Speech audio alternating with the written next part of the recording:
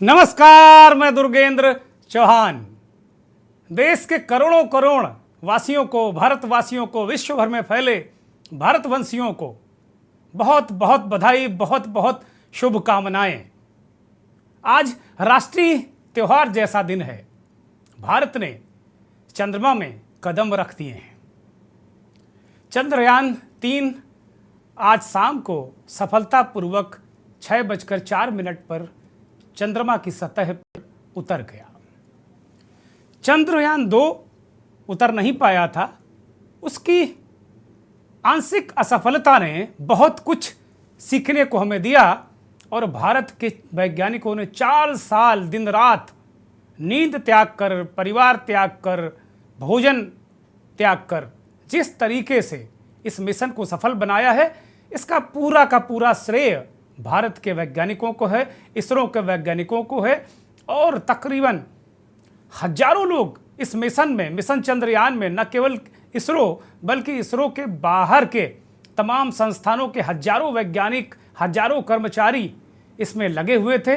उन सब की मेहनत आखिर रंग लाई और अंतरिक्ष में भारत का डंका बजा, हिंद का डंका बजा और हिंदुस्तान का डंका बजा। ये बहुत बड़ी सफलता है। इसे महसूस करने की जरूरत है। इसे कोई क्षण भर की सफलता का ना कोई क्रेडिट ले सकता है, ना कोई दे सकता है। इस तरीके के अभियान और इसरो, इसको लेकर एक सोच की जरूरत है। प्रधानमंत्री नरेंद्र मोदी ने कहा कि अब चंदा मामा दूर के नहीं, चंदा मामा टूर के। बचपन में हम लोगों को नानी दादी और हमारी बात की 1-2 पीढ़ियों को और उससे पहले की पीढ़ियों को लगातार ये कहती रही हैं कि चंदा मामा दूर के, पुआ पकाएं पूर के, आप खाएं थाली में, मुन्ना को दे प्याली में, प्याली गई टूट, मुन्ना गया रूठ। अब मुन्ना नहीं रूठेगा क्योंकि हमारे कदम चंद्रमा में पड़ गए। अभी हम इंसान को चंद्रमा में भेजने में कामयाब नहीं हो पाए, भारत का ऐसा कोई यान अभी हम नहीं कर पाए, लेकिन ये विक्रम लैंडर लैंड कर गया है और हमने अपनी उपस्थिति एक 10 किलोमीटर के दायरे में कर ली है। अब जैसे ही धूल का गुबार शांत होगा, विक्रम लैंडर से प्रज्ञान रोवर निकलेगा और वो 500 मीटर चक्कर लगाएगा और ये बताएगा कि चंद्रमा में क्या क्या है।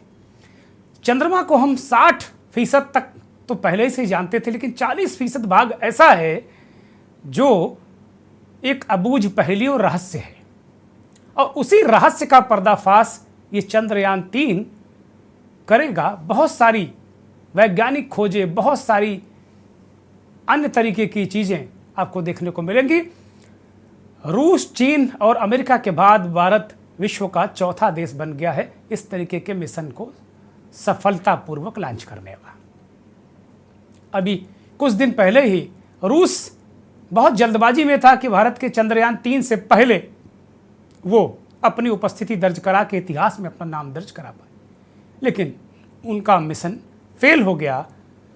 भारत का मिशन चंद्रयान-3 आज सफल हो गया और पूरा देश आह्लादित है। गांव गली से लेकर पूरा विश्व, जहां जहां भारतवंशी रहते हैं वो आह्लादित हैं। नासा से लेकर दुनिया की कोई ऐसी स्पेस रिसर्च एजेंसी नहीं होगी जिसने भारत को इसके लिए बधाई न दी हो। हमारे गांव से भी कई लोगों के फ़ोन आए और उन्होंने चंद्रयान की सफलता की बधाई दी। इससे साबित होता है कि ये भारत के स्वाभिमान से जुड़ा, भारत के विकास से जुड़ा एक अभियान है और इसके लिए सिर्फ और सिर्फ वैज्ञानिक ही इसके तारणहार हैं। हाँ, एक तरीके से ऐसा माहौल बनाने की ज़रूरत है जिससे इस तरह के अभियान आगे भी चलते रहें। प्रधानमंत्री ने बहुत सारी बातें कही, बधाई दी पूरे देशवासियों को, खासतौर पर वैज्ञानिकों को। और लेकिन सबसे बड़ा सवाल यही है कि अब इसके आगे क्या, क्योंकि अब एक तरीके से नए तरीके की होड़ स्पेस में मच जाएगी। जापान भी अपना एक मिशन मून शुरू करने जा रहा है, जल्द ही वो भी लॉन्च करेगा। तो कुल मिलाकर चंद्रमा को जानने, वहाँ पर बहुत सारी रिसर्च करने के लिए अब एक होड़ लगेगी। इस होड़ का क्या हमारी तरक्की से ताल्लुक़ है, वैज्ञानिक तरक्की से ताल्लुक़ है, आर्थिक तरक्की से ताल्लुक़ है, और कैसे क्या ये मिशन है, इसके आगे किस तरह चलेगा, क्या ये शुरुआत है, क्या आगे बड़ी चुनौती है। मंथन में आज यही बहुत सारे सवालों का जवाब तलाशेंगे।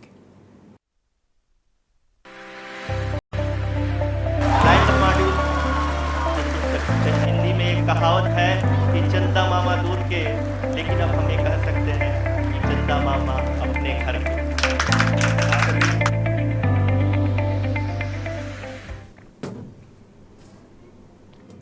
तो देखा आपने, जैसे ही चंद्रमा पर हिंदुस्तान के कदम पड़े, विक्रम लैंडर जैसे ही उसकी सॉफ्ट लैंडिंग हुई, तो विक्रम लैंडर ने सबसे पहले चंद्रमा की सतह पर जो छाप छोड़ी, वो भारत के राष्ट्रीय चिन्ह की छाप है, अशोक स्तंभ की छाप है, और तिरंगे का परचम विक्रम लैंडर के साथ ही आसमान में चंद्रमा में लहरा गया। हमारा राष्ट्रीय चिन्ह, उसकी छाप विक्रम लैंडर ने छोड़ी, इसरो की छाप छोड़ी, इस इसरो ने अपनी मोहर लगा दी कि हम हैं चांद पर।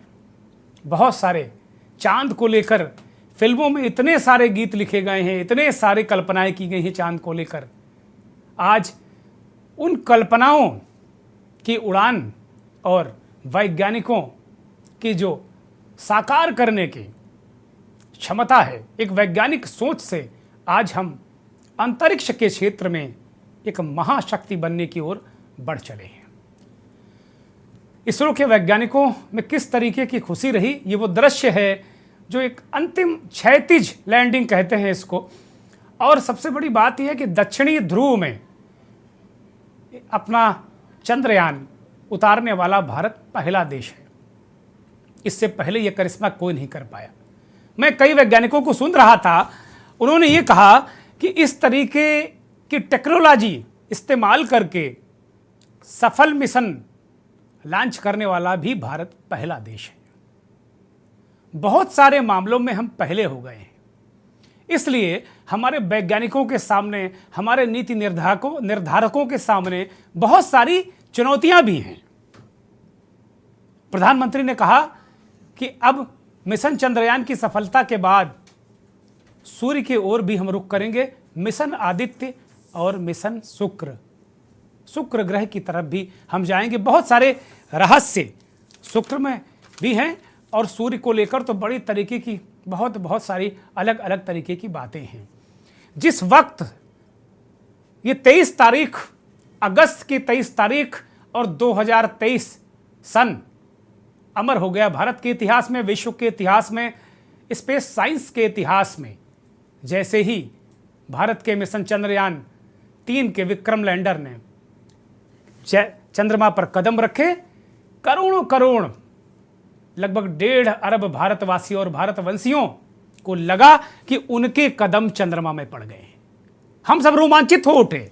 उस वक्त हम सब न्यूज रूम में इस बात की प्रतीक्षा कर रहे थे। जो जहां था वैसे ही उसने अपने तरीके से सेलिब्रेट किया, खुशी का इजहार किया। बहुत सारी तस्वीरें हमारे दर्शकों ने हमें भी भेजी हैं और हमारे संवाददाताओं ने बहुत सारी तस्वीरें भेजी हैं। मैं अपने साथियों से कहूँगा 1-2 खुशी की तस्वीरें भी वो दिखाएं जब तक कि हमारे मेहमान जुड़ेंगे। कुल मिलाकर ये दृश्य बहुत ही अद्भुत है। जरा वो दृश्य फुल स्क्रीन दिखाया जाए कि कैसे इसरो के वैज्ञानिकों का रिएक्शन था जब विक्रम लैंडर ने लैंड किया।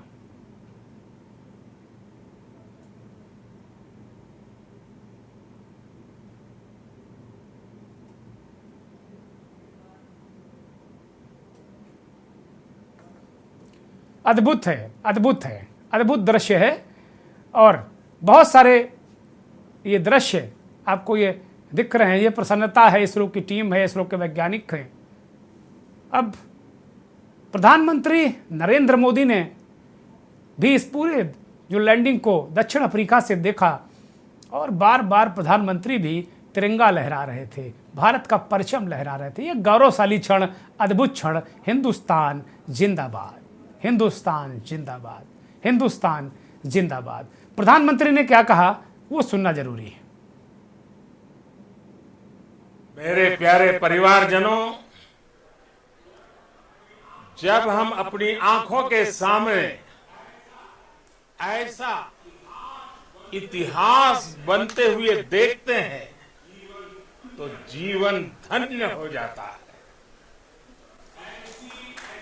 ऐसी ऐतिहासिक घटनाएं राष्ट्र जीवन की चिरंजीव चेतना बन जाती है।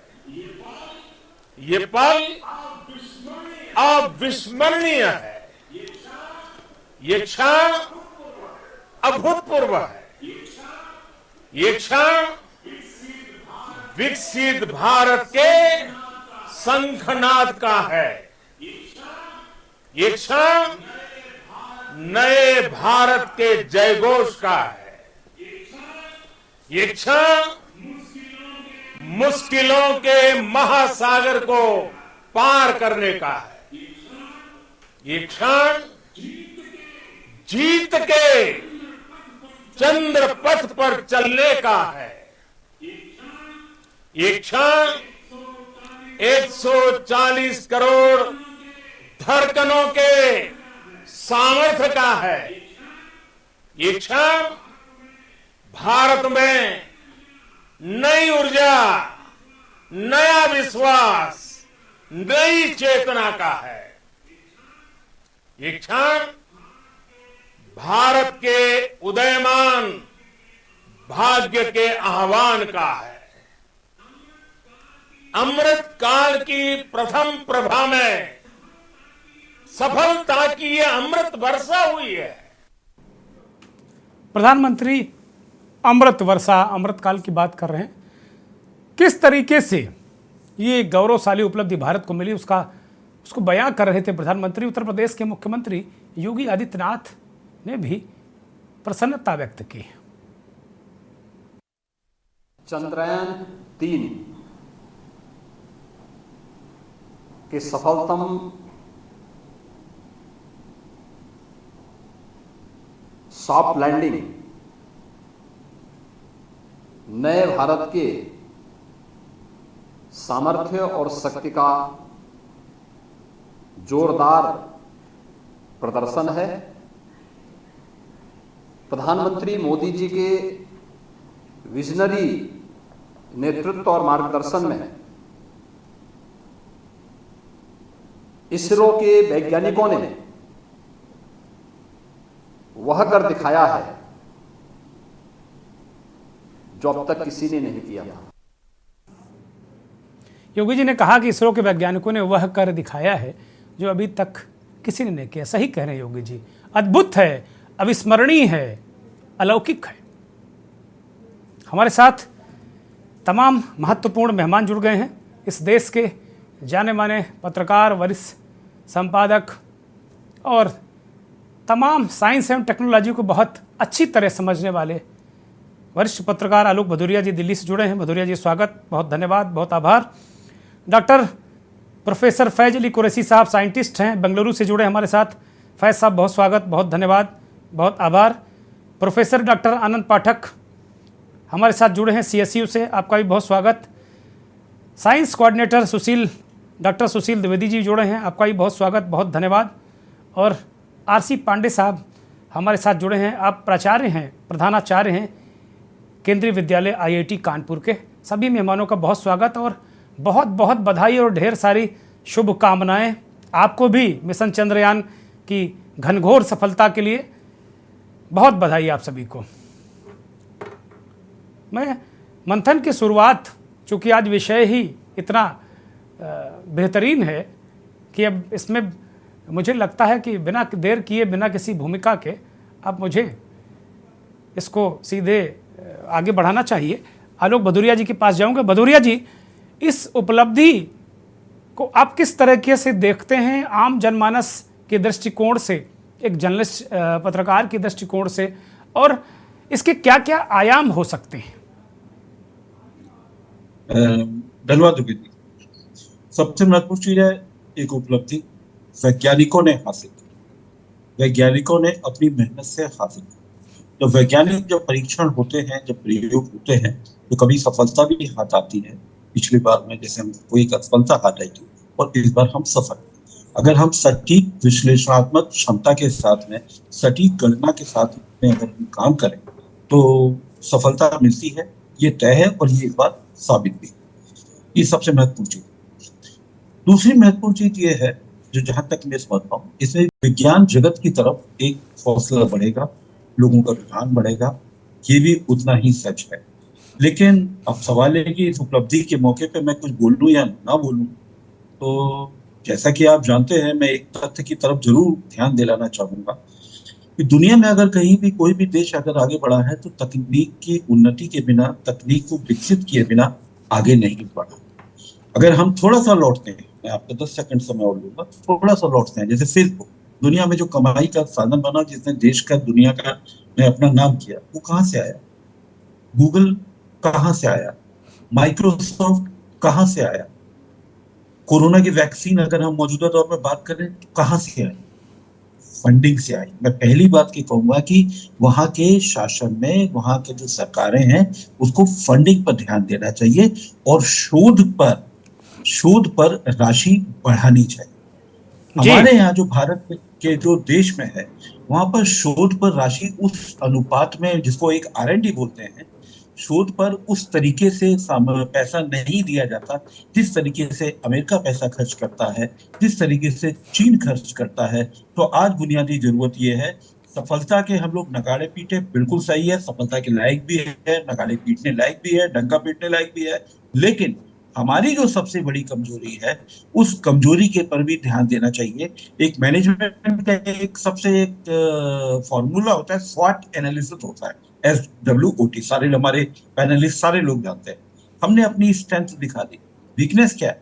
वीकनेस ये है कि हमारा 2012-13 के बाद से हमारा जो शिक्षा का जो बजट है, एजुकेशन सबसे इंपॉर्टेंट होती है। एजुकेशन से ही विश्लेषणात्मक आपके दिमाग और सोच विकसित होता है। जी। उसमें लगातार आपको बजट 2.8 से लेकर 2.9 तक है पिछले 5-6 सालों में।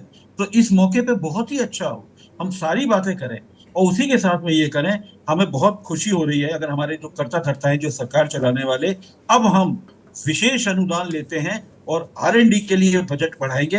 हम चीन के बराबर करना चाहते हैं, अमेरिका के बराबर हम 2-3 साल के अंदर हम अपना शोध बजट, R&D का बजट करेंगे। तो ये मैं समझता हूँ कि ये हमारी एक स्थायी पहल होगी और पूरे देश में और वैज्ञानिकों का हौसला भी बढ़ेगा। और यहाँ मैं एक चीज को और याद दिलाना चाहूंगा, टेक्नोक्रेट और ब्यूरोक्रेट को लेकर हमेशा संघर्ष होता रहता है।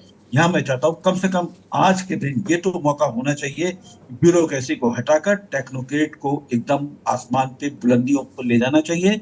वैज्ञानिकों को छोटी छोटी चीजों के लिए ब्यूरोक्रेसी के चक्कर ना काटना पड़े। आज हमको ये भी शपथ साथ में लेनी चाहिए। जी, बड़ी महत्वपूर्ण बातें आलोक जी ने कही। एक कोर इशू आलोक जी ने इस चर्चा में उठा दिया और जाहिर सी बात, हम लोग सफलता को खूब वर्ण करें और जिसको इसको वर्ण करना है करें। पूरा देश कर रहा है, करना चाहिए, हम सबको मानना चाहिए कि मेरी सफलता है, हम चांद पर गए हैं। लेकिन असली नायक तो वैज्ञानिक ही हैं, शोधकर्ता ही हैं। तो जो शोध को लेकर भारत में स्थिति, मैं अभी कहीं एक वैज्ञानिक, इसरो के पूर्व वैज्ञानिक से बात कर रहा था, तो उन्होंने कहा कि मिशन जो चंद्रयान 2 है, उससे जो एक आंशिक रूप से फेल हुआ और हम वो अचीव नहीं कर पाए जो आज हमने अचीव किया। इसरो के तमाम वैज्ञानिकों का जो वेतन और भत्ता जो उनको एक्स्ट्रा मिलता था, वो उसमें कटौती कर दी गई थी और इसको लेकर उन्हें लंबी लड़ाई लड़नी पड़ी। और आज तक मुझे नहीं लगता है कि उनको वापस वो मिल पाया कि नहीं मिल पाया। ये बड़ा कोर इशू है। वैज्ञानिक जब काम करता है, अभी मैं सुन रहा था इसरो के लोगों को, तो वो कह रहे थे कि 4 साल से नींद, भोजन, परिवार, रिश्तेदारी कट ऑफ समाज से, जिसका डंकाज हम पीट रहे हैं, पीटना चाहिए, जिसका क्रेडिट बहुत सारे लोग लेने की कोशिश कर रहे हैं, करेंगे भी, करना भी चाहिए, लेकिन वो काम सिर्फ और सिर्फ वैज्ञानिकों का है। नेता, सरकारें, सिस्टम, इनका काम है कि वैज्ञानिकों की राह आसान करें, वैज्ञानिक सोच रखें, ये महत्वपूर्ण है। प्रोफेसर फैज अली साहब हमारे साथ जुड़े हैं बेंगलुरु से। प्रोफेसर साहब, आलोक जी ने इस पूरी चर्चा को एक अलग आयाम दे दिया। हम लोग सफलता पे, बहुत शानदार सफलता है, इसमें कहीं अद्भुत है, भूतो न भविष्यतो है, लेकिन ये शुरुआत है, सफ़र लंबा है, चुनौतियां ज़्यादा हैं। हमको अपने एटीट्यूड में बदलाव लाना पड़ेगा, हमको माने सरकारों को। फैज साहब। अलग जी से मैं पूरा इत्तेफाक करता हूँ। इस वक्त किसी भी ऑर्गेनाइजेशन को, चाहे छोटा हो या बड़ा, उसके लिए पैसों की ज़रूरत पड़ती है, रुपये की ज़रूरत पड़ती है। अगर खातिर खा पैसे मिल जाए, रुपये मिल जाए, तो वो आगे बहुत जा सकता है। मगर हमारी परेशानी ये है कि हम एजुकेशन के ऊपर बहुत कम तवज्जो देते हैं। जितनी यूनिवर्सिटीज़ हमारे पास होना चाहिए थे और जिस स्टैंडर्ड के होना चाहिए थे, मैं समझता हूँ कि अभी हमारे पास उतना नहीं है जिसे हम वेस्टर्न कंट्रीज से कॉम्पीट कर सके। फंड्स जब तक अलॉटमेंट नहीं होता, जैसा कहा है R&D, मैं भी R&D में एक एम्प्लॉय था, DRDO का था, और मैं डॉक्टर APJ अब्दुल कलाम के साथ काम कर चुका हूँ। एक तजुर्बा भी है। जब होवरक्राफ्ट सक्सेस हुआ तो सारे मुल्क को खुशी हुई। आप मेरे साथ जुड़े हैं, ये आप इस वक्त हमारे साथ जुड़े हमारे कार्यक्रम में। आपने इस कार्यक्रम की शान बढ़ा दी है, आपने इस कार्यक्रम का ओहदा बढ़ा दिया। आप जैसे महान व्यक्ति हमारे साथ जुड़े हैं, मैं नमन करता हूं आपको कि आपने इतना काम किया है। शुक्रिया जी, कंटिन्यू करिए। जब वो सक्सेसफुल हुआ था, होवरक्राफ्ट जब सक्सेसफुल हुआ था, तो सारा देश खुशी मनाया था। उस वक्त डॉक्टर VK कृष्णमनन साहब आए थे और उन्होंने कलाम से पीठ थपथपाते हुए कहा था, it is great achievement you have done. तो मुझे वो दिन याद आ रहा है जब कलाम साहब की पीठ को थपथपाया गया था और मुबारकबाद दी थी। आज मैं सारे मुल्क को मुबारकबाद देता हूँ और सारे R&D एस्टेब्लिशमेंट को, इसरो के साइंटिस्ट को, सबको मुबारकबाद देता हूँ कि इन्होंने जो काम किया है, आइंदा हिंदुस्तान को आगे बढ़ने के लिए एक रास्ता साफ कर दिया है। हमें मायूस होने की ज़रूरत नहीं है, बस सिर्फ हमें हमारे बच्चों की तरफ ध्यान देना चाहिए। जो पढ़ने के काबिल हैं, जो आगे जाने के काबिल हैं, उन पर भरपूर तवज्जो देनी चाहिए और उन पर पैसा लगाना चाहिए। ये बात नहीं है कि हम वेस्टर्न कंट्री से पीछे हैं, हम बहुत आगे चले गए हैं। और अब इससे अंदाज़ा भी लगा सकते हैं कि हमारे बच्चे जो बाहर जाकर कंट्रीज में काम कर रहे हैं, वहाँ अपने उनके मुल्क का नाम तो रोशन कर रहे हैं, मगर उसके फ़ायदे हैं नहीं, दूसरे मुल्क उठा रहे हैं। खुद हम अपने मुल्क में अपना फ़ायदा उठाएं, इस पर भी हम ध्यान दें और इस तरीके से दें कि हम किसी भी तरह से पीछे ना रहें। किसी भी फील्ड में हम हर फील्ड में आगे बढ़ सकते हैं, बस पुष्प पनाही चाहिए, आगे हौसला अफजा चाहिए हमारे बच्चों को। बस मैं इतना कहूँगा। जी, आप बने रहिए। प्रोफेसर फैज हमारे साथ आप बने। एक और मेहमान प्रोफेसर डॉक्टर अभय सिंह हमारे साथ जुड़े हैं। डॉक्टर साहब Indian aerosol science and technology association Delhi से ताल्लुक़ रखते हैं। बहुत स्वागत डॉक्टर साहब, बहुत धन्यवाद आपका, बहुत आभार। इस बीच जो हम लोग चर्चा कर रहे थे, प्रोफेसर कुरैशी ने कहा कि वास्तव में प्रोफेसर कुरैशी एक महान वैज्ञानिक हैं और पूर्व राष्ट्रपति और मिसाइल कार्यक्रम के जनक APJ अब्दुल कलाम साहब के निकट सहयोगी भी रहे हैं। हम सबके लिए गौरव की बात है कि वो हमारे साथ इस कार्यक्रम में बेंगलुरु से जुड़े हैं। हम सब उनका एक बार फिर स्वागत करते हैं प्रोफेसर कुरैशी का। अब चूँकि एक बच्चों की बात की है प्रोफेसर कुरैशी ने कि हमारे यहाँ जो हमारी पीढ़ी है उसको कैसे तैयार किया जाए, उस पर ध्यान देने की ज़रूरत है, फोकस करने की ज़रूरत है, खर्च करने की ज़रूरत है। तो हमारे साथ एक ऐसे मेहमान भी जुड़े हुए हैं, RC पांडे साहब, प्रधानाचार्य हैं, IIT केंद्रीय विद्यालय कानपुर से जुड़े हुए हैं। आप चूँकि एक वो पौध तैयार करते हैं जो आगे जाके वैज्ञानिक बनती है, आगे जाके बहुत सारे तरीके से वो विभिन्न आकार लेती है वो पौध। पांडे साहब, आपके पास आ रहा हूँ मैं।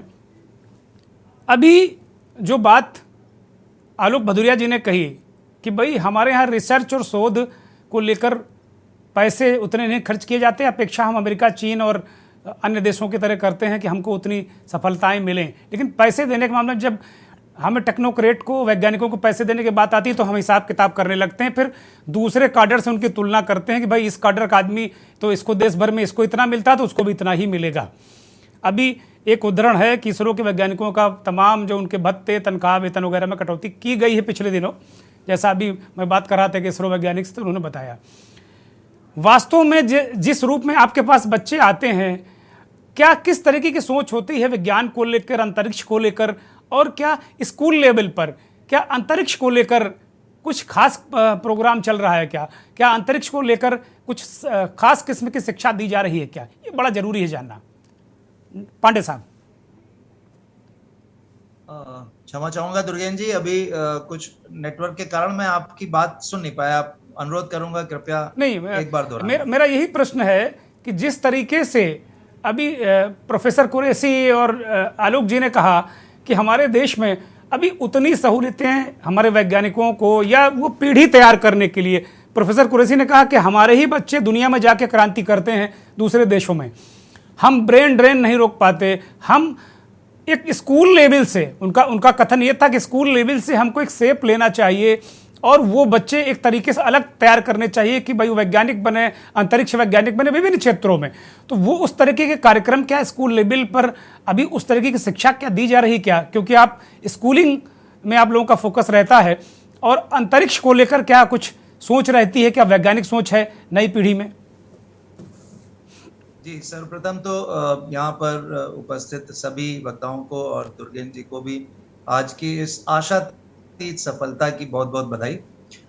और जहाँ तक वैज्ञानिकों के बनाने की बात है स्कूली शिक्षा के द्वारा, तो मेरे पिछले करीब 20 वर्षों के शिक्षण के अनुभव के आधार पर मैं कह सकता हूँ कि निश्चित रूप से स्कूली शिक्षा में भी बच्चों को अब नवाचार, तकनीकी रूप से जो विज्ञान की शिक्षा दी जाती है या विज्ञान को तकनीक से जोड़ने की जो शिक्षा दी जाती है, उसमें बहुत विकास हुआ है। अब बहुत सारे ऐसे अवसर आज के विद्यार्थियों को उपलब्ध हैं जिससे कि वो अपनी स्कूली शिक्षा की आयु के दौरान ही अपने नवाचारों को अलग अलग माध्यमों के द्वारा सामने रख सकते हैं। और बहुत सारे हमारे इंडियन इंस्टीट्यूट ऑफ टेक्नोलॉजीज हैं या Indian institute of science Bangalore है या इस तरह के और संस्थान हैं जो कि स्कूली छात्रों के इस तरह के जो नवाचार हैं, जो इनोवेशंस हैं, उनको वो प्रफुल्लित करते हैं, पोषित करते हैं। तो आज एक छात्र के वैज्ञानिक बनने के लिए जो अवसर उपलब्ध हैं वह निश्चित रूप से बहुत अधिक हैं। बहुत सारी अलग अलग प्रतियोगिताएं आयोजित की जाती हैं। एनसीईआरटी के द्वारा विज्ञान के संबंध में प्रदर्शनियां आयोजित की जाती हैं। शिक्षा मंत्रालय के अंदर ही एक इनोवेशन सेल है जो कि इस तरह के नवाचारों को प्रेरित करती है। अटल टिंकरिंग लैब बहुत सारे विद्यालयों में स्थापित की गई हैं जो कि बच्चों को एक तरह के नए सृजन करने, नए तरह की सोच को विकसित करने का साधन उपलब्ध कराती हैं। तो निश्चित रूप से आज वैज्ञानिक सोच को विकसित करने के लिए स्कूली शिक्षा में बहुत सारे इस तरह के नए आयाम जोड़े गए हैं। जी, मैं डॉक्टर सुशील द्विवेदी जी के पास जाऊंगा, क्योंकि सुशील जी एक तरीके से एक पीढ़ी तैयार कर रहे हैं। जहाँ तक मेरे पास जानकारी है वो साइंस कोऑर्डिनेटर हैं और एक वैज्ञानिक दृष्टिकोण उनका है। सुशील जी से अक्सर मेरी बात हुआ करती है इस संदर्भ में। सुशील जी, पांडे साहब ने कहा कि भाई बहुत सारे लैब, बहुत सारी चीज़, आप बच्चों को तमाम जगह प्रतियोगिताओं में ले जाते हैं, वो करते हैं। शुरुआत में हम देखते हैं कि बहुत अच्छा वो रहता है। हम लोग भी बचपन में बहुत सारे साइंस मॉडल बनाते थे, मन में था कि साइंटिस्ट बनेंगे, लेकिन एक एज आने के बाद भटक गए, रोटी कपड़ा और मकान में लग गए, फिर लगा कि नौकरी कैसे प्राप्त की जाए। तो जो एक मानसिकता होती ना, अब पैकेज की मानसिकता है कि किसका कितना बड़ा पैकेज, और वो जो दौर होता है कि पता चला स्टीमर में वो बत्ती जला के नीचे हौदिया में पानी भर के दौड़ रहा, वैज्ञानिक सोच वहाँ से डेवलप होती हम लोगों के काल में। इस तरीके से विज्ञान को हम लोगों ने आओ करके सीखें, विज्ञान आओ करके सीखें। अब तो मुझे लगता है कि जो कॉन्वेंट स्कूलों के बच्चे हैं, पता नहीं विज्ञान आओ करके सीखते हैं कि नहीं सीखते हैं। डॉक्टर सुशील द्विवेदी जी बिल्कुल, हमारे आदरणीय प्राचार्य महोदय जी ने अभी जो बात बताई उसी बात को मैं आगे बढ़ाऊंगा।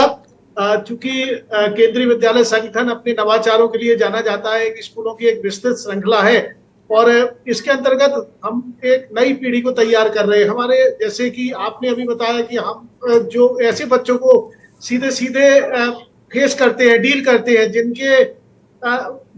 जिनके साथ हो सकता है संसाधनों की कमी हो, लेकिन उनका जो ब्रेन है, जो उनकी सृजनात्मकता है, बहुत ज्यादा होती है और यही हम समाज में काम करने का काम उनको आगे बढ़ाते हैं कि उनका जो सृजनशीलता है वो आगे आए। दूसरी बात जो आपने कही कि आज चूंकि भौतिकतावादी युग है, लोग पैसे के पीछे भागते हैं, तो दुर्गेंद्र साहब, मैं आपको बताऊं कि भारत तो सिर्फ इसलिए जाना जाता है कि यहाँ का युवा कठिन से कठिन परिस्थिति में भी बहुत अच्छा काम कर रहा है। यही कारण है कि पूरी दुनिया के लोग इस समय भारत से एक प्रकार से खौफ खाए हुए हैं। जो आज इसरो ने करके दिखाया है, उसके पीछे भी जैसा कि अभी अलग अलग वक्ताओं ने हमारे बताया कि उनका सैलरी पैकेज बहुत बड़ा नहीं है और इसरो का जो मैं जानता हूं कि जो उनका कुल बजट है वो नासा या चीन का जो अंतरिक्ष मिशन है या रूस का अंतरिक्ष मिशन है उसके 1/10 से भी कम होगा। और इतने कम बजट में इसरो इतना शानदार काम करता है, तो इसके पीछे ये भावना हमारे देश के बच्चों की सदैव रही है, जो हमारे बहुत पुराने समय से ये भावना रही कि हम लोग देश के लिए कुछ करते हैं।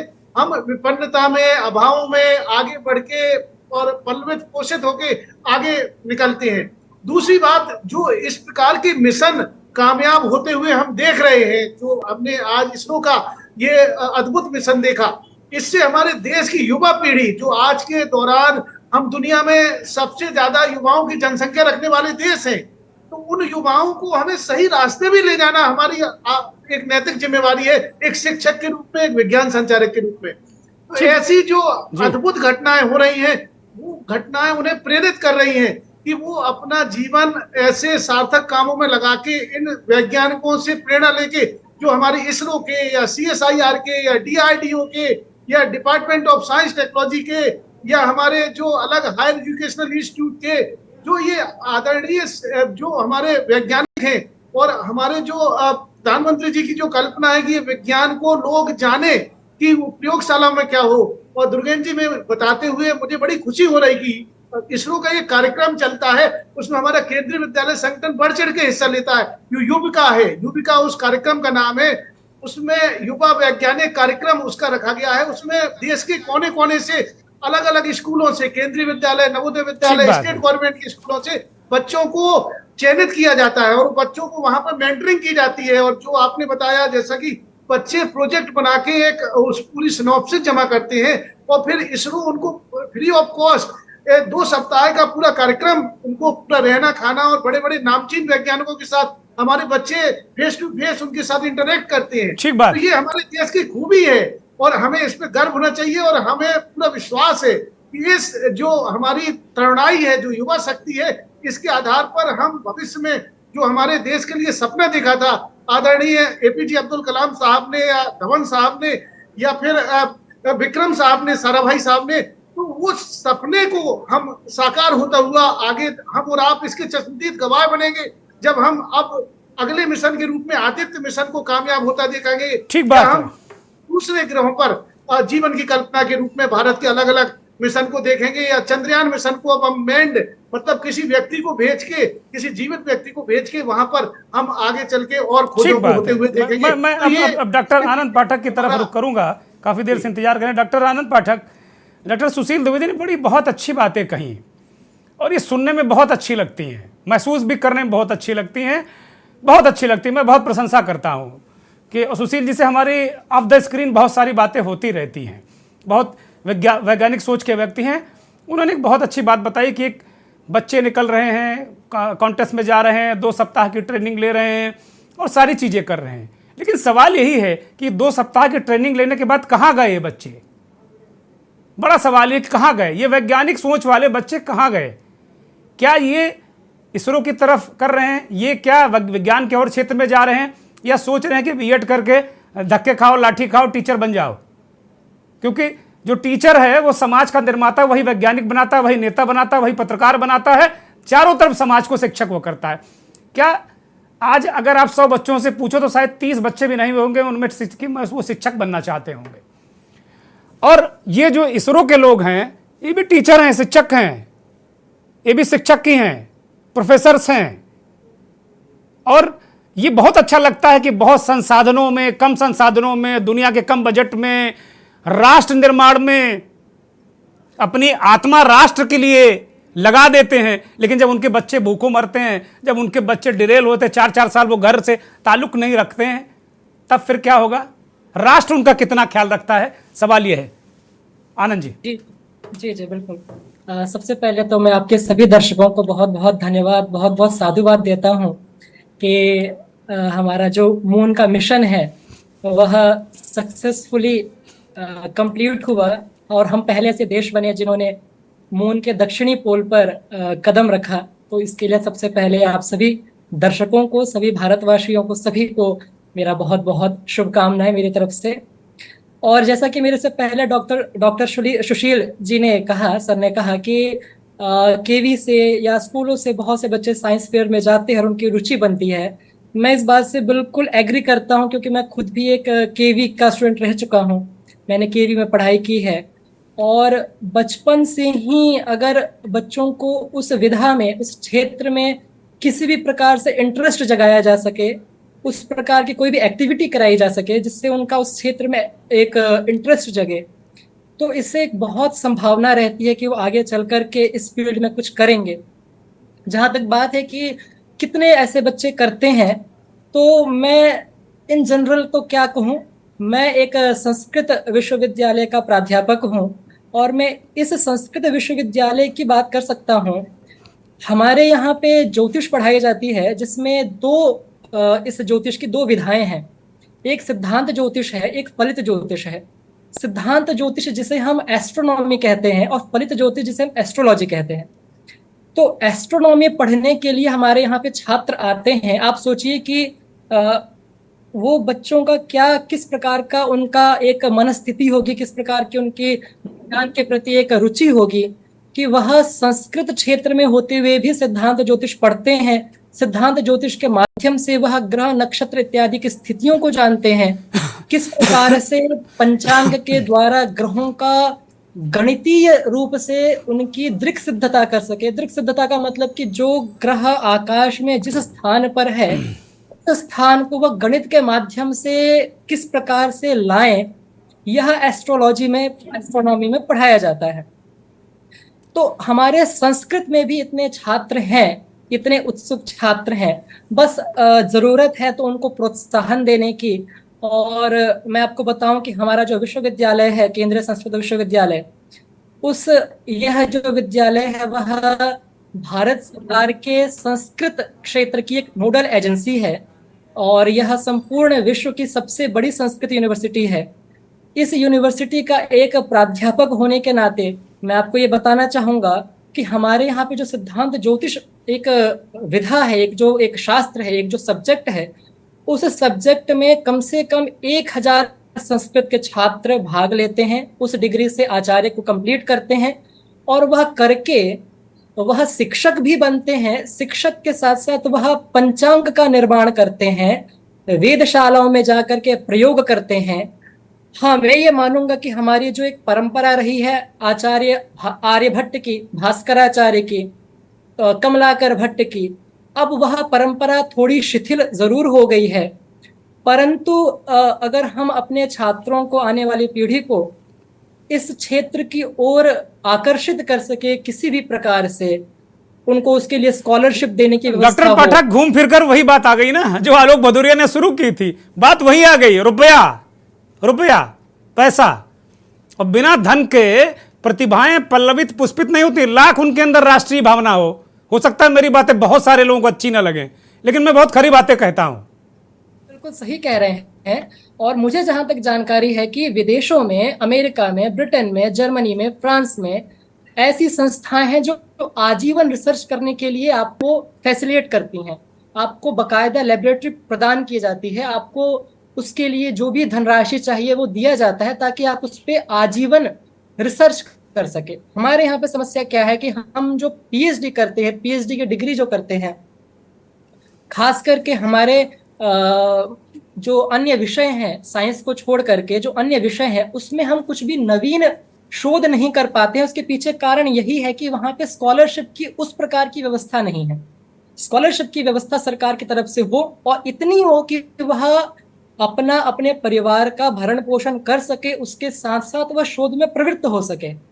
इसके लिए सरकार को एक व्यवस्था करनी चाहिए। ठीक बात है। मैं एक प्रश्न जो आपने बड़ा महत्वपूर्ण उठाया है, ज्योतिष जिसको कहते हैं, ग्रह नक्षत्रों का अध्ययन, ज्योतिष का जो वह भाग जिसका आप लोग अध्ययन करते हैं, जिसके आप शिक्षक हैं, उसके दृष्टिकोण से ये जो आज का घटनाक्रम है, इसको क्या देखा जा सकता है उसके आलोक में किसी तरीके से? उसकी क्या फाइंडिंग कुछ नजर आ रही है आपको? जी जी बिल्कुल। हमारे सिद्धांत ज्योतिष में, जिसको हम एस्ट्रोलॉजी कहते हैं, एस्ट्रोनॉमी कहते हैं, इस दृष्टिकोण से ये जो आज एक अपूर्व घटना हुई है, जो एक ऐतिहासिक घटना हुई, निश्चित रूप से वह हमारे लिए भी, हमारे विज्ञान में, हमारे शास्त्र के लिए भी वह निश्चित रूप से एक बहुत ही एक अच्छे निष्कर्षों को लाएगा, एक अच्छे वैज्ञानिक तथ्यों को हमारे सामने प्रस्तुत करेगा। हमारा जो शास्त्र रहा है वह आदिकाल से बहुत विकसित रहा है, बहुत ही पुष्पित पल्लवित रहा है। समस्या तब हुई जब अंग्रेज अथवा उससे पहले जो हमारे यहाँ पे आए, उस समय में हमारे विज्ञान में, चूंकि मैं तो ये मानता हूँ कि जो आज का विज्ञान है उस विज्ञान में और जो पहले के शास्त्र रहे हैं, ज्योतिष शास्त्र इत्यादि विषय, उनमें ज्यादा अंतर नहीं है। अंतर बस इतना है कि हम एक समय बाद रुक गए, हमारे यहाँ पे अपडेट नहीं हो पाया विषय, और उस कारण से आज जो विज्ञान है हम वहां तक नहीं पहुंच पाए। जरूरत इस बात की है कि हम आज वहां तक पहुंचे। और जैसा कि आपने कहा कि इसकी क्या हमारे विषय पे इसकी क्या फाइंडिंग्स की क्या रिजल्ट होंगे, तो निश्चित रूप से हमारा जो विज्ञान है, हमारा जो शास्त्र है, वह ग्रह नक्षत्रों की पढ़ाई करता है, पढ़ाई कराता है, उसकी स्थिति के बारे में, उसके स्वरूप के बारे में, कि चंद्रमा जो है वह, उसका बिंब कितना बड़ा है, उसका जो स्फीयर है, स्फेरिकल जो एक डायमीटर है, वो कितना बड़ा है, उसकी स्थिति क्या है, उसकी गति क्या है, इत्यादि इन सारे विषयों पे हमारा शास्त्र बताता है। और अभी जो भी कुछ ये हमारे चंद्रयान तृतीय के द्वारा जिन भी फाइंडिंग्स को पता किया जाएगा, निश्चित रूप से वह हमारे शास्त्र में वैल्यू को ऐड करेंगे और हम उन छात्रों को, उन विषयों को समेट करके कुछ नया अपडेट करके बता पाएंगे। ठीक बात है। मैं प्रोफेसर अभय सिंह के पास आऊंगा। प्रोफेसर साहब, आज सुबह से लगातार बहुत सारी जगह आपको आज बोलने का अवसर मिला होगा, बहुत सारी जगह आपसे अनुरोध किया गया होगा और आपने बहुत सारे अपने विचार रखे होंगे। हम जिस वक्त आपसे बात कर रहे हैं, एक सफलता भारत के आकाश में, भारत एक झंडे गाड़ चुका है। जो हमने आज चर्चा शुरू की थी कि भाई जो वैज्ञानिक हैं, उनका जीवन, उनका शोध, उनको लेकर अगर वो समाज के लिए, देश के लिए, राष्ट्र के लिए करते हैं, तो राष्ट्र भी उनके लिए एक सहूलियतें प्रदान करे। एक पक्ष ये है। दूसरा पक्ष आपसे ये जानना चाहेंगे कि जो ये मिशन चंद्रयान है, जिसके हम पहले ऐसे दुनिया में देश बन गए हैं जो दक्षिणी ध्रुव में ये मैनलेस लैंडर उतरा है, इसके क्या मायने हैं आर्थिक क्षेत्र में, राजनीतिक क्षेत्र में, स्पेस की जो होड़ है उसके क्षेत्र में? और दूसरा ये है कि जो शोध वाली बात है, उससे कहाँ तक आप सहमत हैं? क्या हमारी जो फंडिंग है वो कम है, कमज़ोर है, बढ़ाई जानी चाहिए? डॉक्टर अभय जी।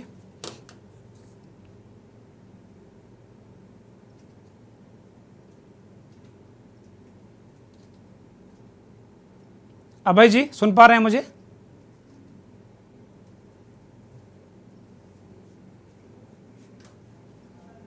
मुझे लगता है कि अभय सिंह जी का नेटवर्क कुछ अवरोध पैदा कर रहा है। प्रोफेसर कुरैशी के पास मैं आता हूं जब तक वो उनका नेटवर्क ठीक किया जाए। प्रोफेसर कुरैशी, इस सफलता के बाद चुनौतियां कितनी बड़ी हैं और इससे जो स्पेस में एक होड़ मचने वाली है, जैसा मैं देख रहा हूं, आप वैज्ञानिक हो, ज़्यादा बेहतर देखते, मैं एक कॉमन मैन की तरह, एक आम आदमी की तरह देख रहा हूं कि जापान भी तैयार है, रूस हमसे पहले जाना चाहता था, उसका मामला क्रैश हो गया। तो ये एक आकाश में, अंतरिक्ष में एक होड़ मचेगी, वो कहाँ, उसके कितने आयाम हो सकते हैं और भारत के लिए चुनौतियां कितनी बड़ी हैं और क्या क्या भारत को सावधानियां बरतनी होंगी, क्या लाभ होने वाले हैं एक कॉमन मैन को? प्रोफेसर कुरैशी। इसमें कोई शक नहीं कि जिस तरीके से देश आगे बढ़ रहा है जी, और जिस पर तरीके से इस पर मेहनत की जा रही है वो बहुत कामयाब मेहनत है।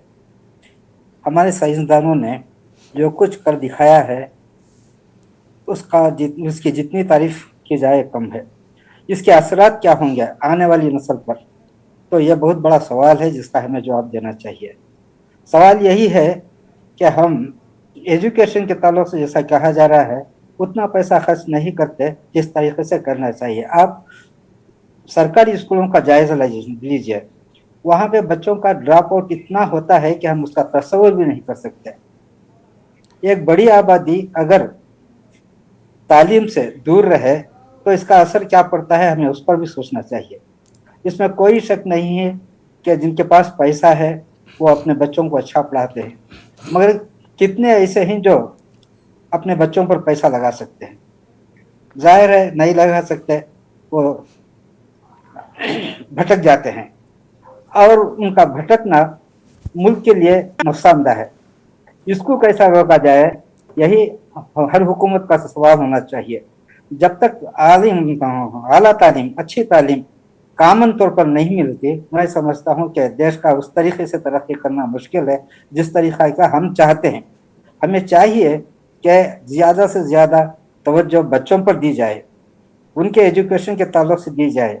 अगर बच्चा टैलेंटेड है, वो ज़हीन है, आगे बढ़ सकता है, तो हुकूमत को चाहिए कि वो अपनी जिम्मेदारी ले, उस बच्चे को आगे बढ़ाए। इस तरह आप देख सकते हैं कि अगर खुसूसी तौर पर बच्चों पर ध्यान दिया गया तो ये आगे जाकर सारे मुल्क का नाम पूरी तरह रोशन करेंगे। और हमें उम्मीद है कि अगर हमारे बच्चे तरक्की कर गए तो हम भारत को दुनिया का सबसे बड़ा बेहतरीन मुल्क कहने में किसी को भी शक नहीं होगा। आज जिस मकाम से पहुंचे हैं हम, उससे बहुत आगे निकल जाएंगे।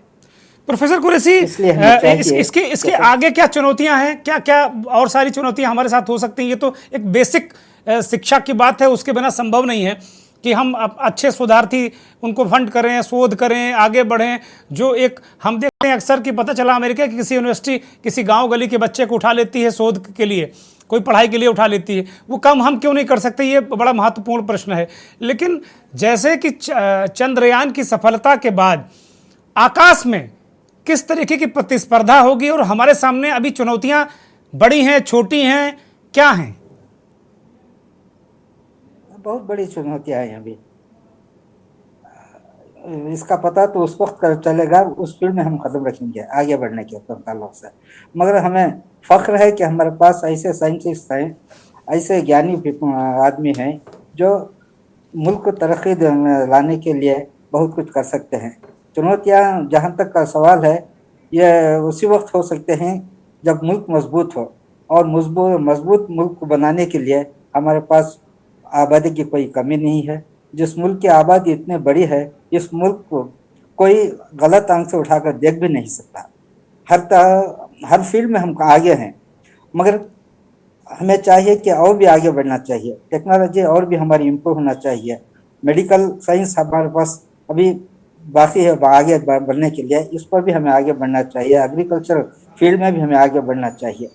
इसमें कोई शक नहीं है कि हर फील्ड में हमें आगे बढ़ रहे हैं, मगर उस तरीके से तरक्की नहीं हो रही है जिस तरीके से होना चाहिए। आज भी मुल्क का बड़ा तबका भूखा सोता है, यह ठीक नहीं लगता। ठीक बात है। डिस्ट्रीब्यूशन सिस्टम हमारे पास उतना नहीं है, ठीक नहीं है जितना से होना चाहिए। इस पर भी हमें ध्यान देना चाहिए।